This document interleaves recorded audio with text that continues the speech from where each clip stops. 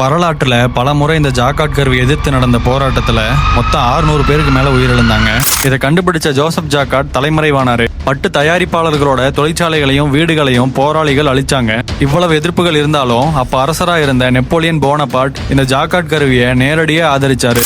1812 France முழுக்க 11,000 ஜாக்காட் கருவிகள் பயன்படுத்தப்பட்டது. கூடவே இது சார்ந்த நிறைய புதிய வேலை வாய்ப்புகளும் உருவானது. 95,000 அமெரிக்க டாலர்களுக்கு இணையான பணமும் மாதம் $1,500 ஓய்வூதியமும் ஜோசப் ஜாக்காடுக்கு கிடைச்சது. தன்னோட இறுதி வாழ்க்கைய கிராமத்துல கழிச்ச ஜோசப் ஜாக்காட் 1834 உயிரிழந்தாரு. சில வருடங்கள் கழிச்சு பிரான்ஸ் அரசாங்கம் இவருக்கு லயோன் நகரத்துல சிலை வச்சு கௌரவப்படுத்தினாங்க.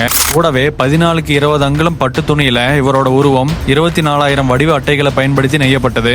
ஒரு சின்ன கைவினை தொழிலா இருந்த இந்த நெசவு தொழில இன்னைக்கு பல பில்லியன் மதிப்புள்ள சந்தையா மாத்துனதுல இந்த ஜாக்காட் கருவி பெரிய பங்கு வகிக்குது. 200க்கும் மேற்பட்ட ஆண்டுகள் தாண்டி இன்னைக்கு என்னதான் அதிநவீன ஜாக்காட் கருவிகள் நடைமுறையில இருந்தாலும் அதுக்கெல்லாம் அடிப்படை இந்த மரக்கருவி தான். பிரான்ஸ்ல உருவான இந்த கருவி எப்படி இந்தியாவுக்குள்ள வந்தது அதை நான் அடுத்த காணொளியில சொல்றேன். நன்றி.